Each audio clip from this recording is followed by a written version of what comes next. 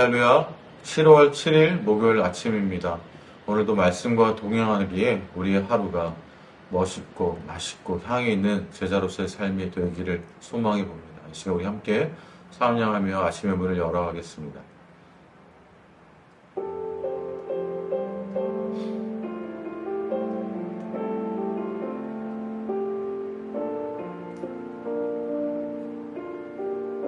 당신은 영광의 왕, 당신은 영광의 왕, 당신은 평강의 왕, 당신은 하늘과 땅의 주, 당신은 정의의 아들, 천사가 무릎 꿇고 예배하며 경배하네. 영원한 생명 말씀, 당신은 예수 그리스도 주. 호산나 다윗의 자손께, 호산나 홀로 왕 중의 왕. 높은 하늘엔 영광을 예수 주 메시아네.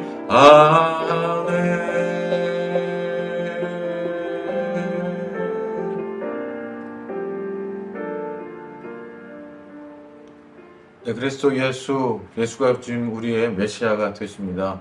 아멘.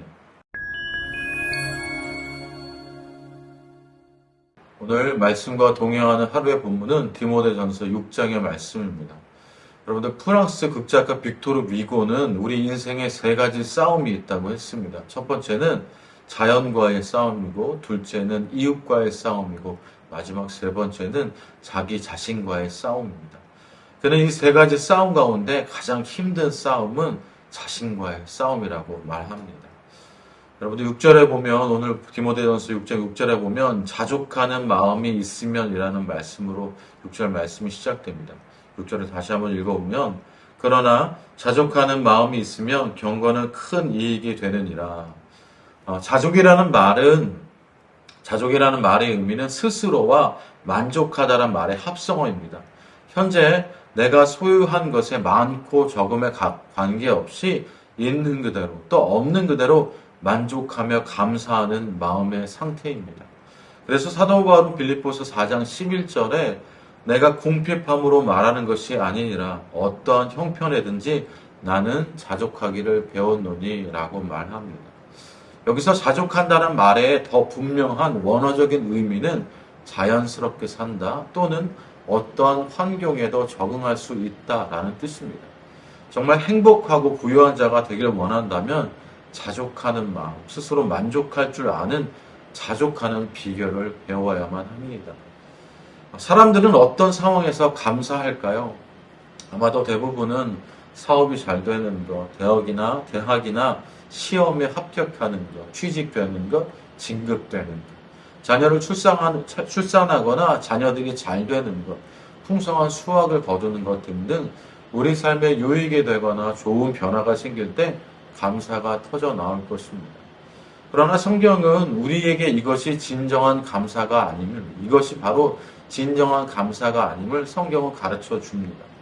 이렇게 사는 것이 하나님의 뜻이다라고 하는 성경이 분명하게 가르쳐주는 성경의 여러 가지 이야기 가운데 데살로니가 전서 5장 18절은 이렇게 말씀하고 있습니다. 범사에 감사하라. 이는 그리스도 예수 안에서 너희를 향하신, 바로 저와 여러분을 향하신 하나님의 뜻이니라. 우리가 흔히 알고 행하는 것처럼 만약에 어떤 일이나 상황이 전개된다면 감사하겠습니다 라고 하는 조건부의 감사도, 혹은 이렇게 해주셨기 때문에 라는 결과론적인 감사도 아닌, 주님은 언제나 항상 모든 상황 가운데 감사라고 하십니다. 그런데 이 일이 정말로 쉽지 않습니다. 우리는 조건과 결과의 감사를 뛰어넘어 그리 아니하실지라도 감사해야 한다고 배웠지만 이것이 말처럼 쉽지 않습니다.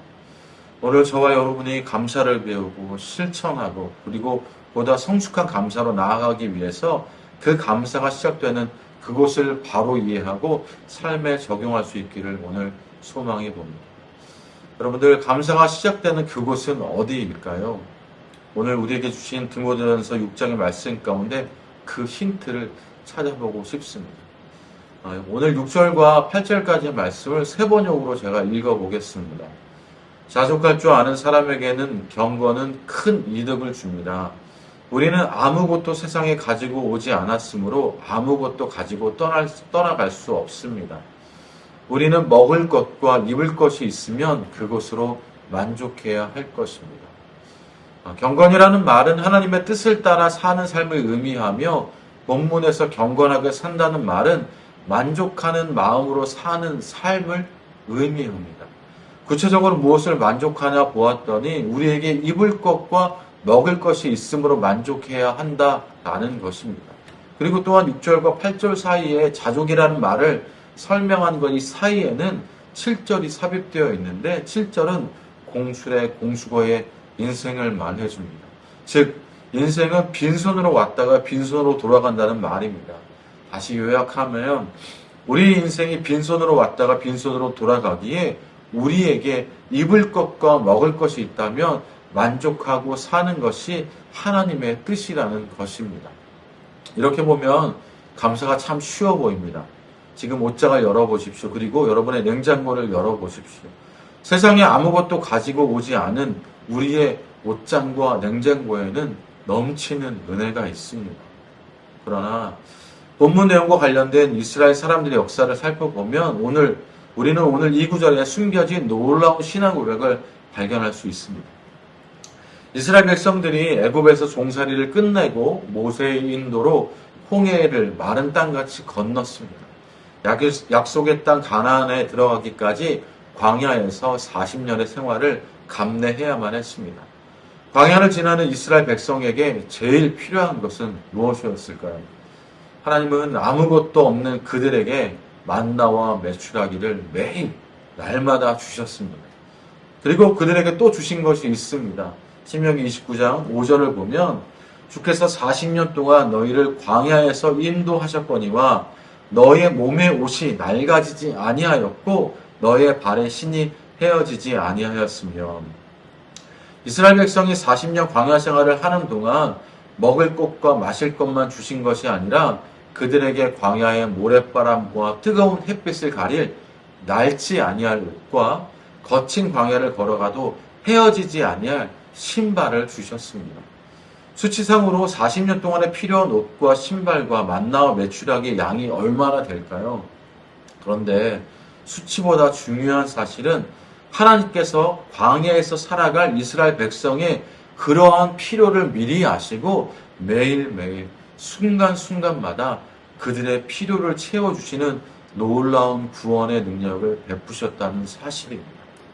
그러므로 하나님의 뜻을 따라 사는 경건의 의미 안에는 내 삶의 순간순간마다 하나님은 가장 나를 잘 아시고 나의 필요를 아시고 당신의 능력으로 모든 것을 가장 적절하게 공급해 주신다는 사실을 믿는 믿음입니다. 경건은 그 하나님을 믿는 믿음입니다. 그렇게 되면 지금 내게 없는 것으로 인해 절망하거나 좌절하지 않습니다. 지금 내게 없는 것을 나의 방법으로 무리하게 구하려 들지 않을 것입니다. 때론 원망과 불평으로 가득 찬 나의 형편없는 모습에도 불구하고 그래도 예수 믿는 나를 사랑하사 나에게 필요한 것을 예비해 주셨고 또 그것을 주실 하나님을 찬양하며 감사하게 될 것입니다. 이것을 아는 것이 참된 경건입니다. 그러므로 사랑하는 푸른나무교회 성도 여러분, 감사의 시작은 어디입니까? 바로 우리 하나님이십니다. 사실 하나님은 우리에게 먹을 것과 입을 것만 주신 것이 아닙니다. 하나님은 우리를 위해 전부를 주신 분입니다. 전부를 내어주신 분입니다. 그 전부를 대표하는 것이 바로 십자가의 사랑입니다.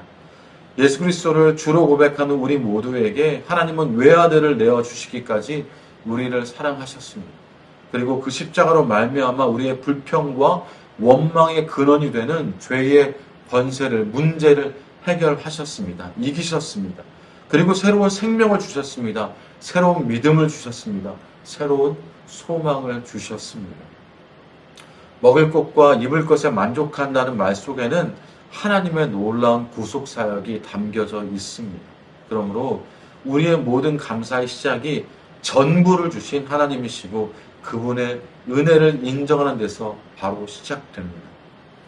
하박국 선지자는 이렇게 노래합니다. 하박국 3장 17절부터 18절을 보면 비록 무화과 나무가 무성하지 못하며 포도나무에 열매가 없으며 감람나무에 소출이 없으며 밭에 먹을 것이 없으며 우리의 양이 없으며 외양간에 소가 없을지라도 나는 여호와로 말미암아 즐거워하며 나의 구원의 하나님으로 말미암아 기뻐하리로다.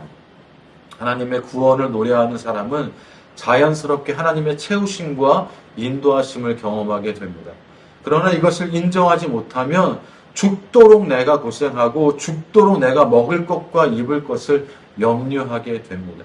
이제는 우리가 매일매일 순간순간 우리의 삶 속에서 하나님의 구원의 은혜를 찬양할 수 있기를 소망합니다.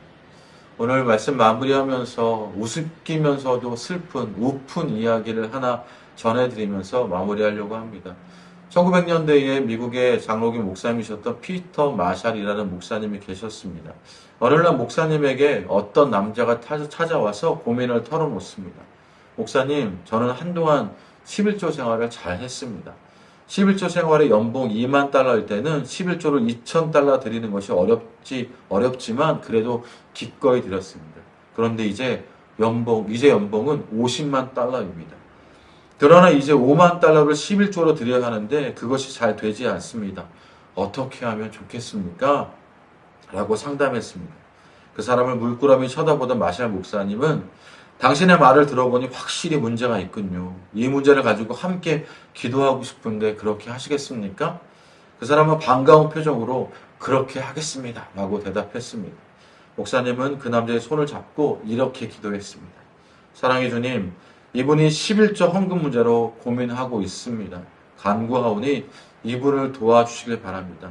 이분이 11조 드리기에 부담이 없는 정도로 이분의 연봉을 줄여 주옵소서. 예수님의 이름으로 기도합니다. 이렇게 기도했다고 합니다. 있을 때에도 없을 때에도 하나님께서 우리에게 주신 그것으로 자족하며 만족하며 사는 것, 우리의 감사가 하나님으로부터 와서 하나님으로부터 끝나는 것, 전부를 내어주신 그분을 인정하며 살아가는 것, 우리가 그렇게 살아갈 수 있기를 바랍니다. 우리의 연봉이 2만 달러일 때, 우리 연봉이 50만 달러일 때 하나님을 대하는 태도가 달라지지 않고 자족하는 삶으로 있어 경건이 우리에게 유익이 되며, 그리고 그 만족이 주님을 더욱더 찬양하는, 자족이 더욱더 주님을 높여드리는, 주님을 더욱더 신뢰하며 인정하며 나아가는 저와 여러분의 삶이 될 수 있기를 소망해 봅니다. 이 시간 우리 함께 그렇게 기도하며 나아갑시다. 주님, 내가 있는 것으로 인해 또 없는 것으로 인해 자족하며 살 수 있기를 원합니다. 사도 바울의 고백처럼 우리가 자족하는 삶을 배워 우리가 날마다 경건에 이르게 되는 하나님의 뜻을 따라가고 하나님의 뜻을 향해 가는 믿음의 삶들이 우리 가운데 있기를 원하오니 주님, 우리를 도와주시옵소서. 주님, 감사의 시작은 하나님이십니다. 우리에게 전부를 내어주신 주님으로만 만족하는 믿음의 삶이 우리 가운데 있도록 주님 도우십시오. 그렇게 기도해 주시길 부탁드립니다. 또한 기도를 부탁드립니다. 7월 31일부터 8월 1일까지 1박 2일 동안 여러분 성경학교가 있습니다. 우리의 자녀들도 하나님으로 인하여 만족하는 삶이 있도록 세상에 다른 것을 구하는 것이 아니라 전부를 내어주신 예수 그리스도를 믿는 믿음으로 십자가 그 사랑을 마음껏 경험하는 일들이 우리 다음 세대들에 있도록 여러분들 함께 기도해 주시기 부탁드립니다. 우리 그렇게 함께 기도하며 나아갑시다.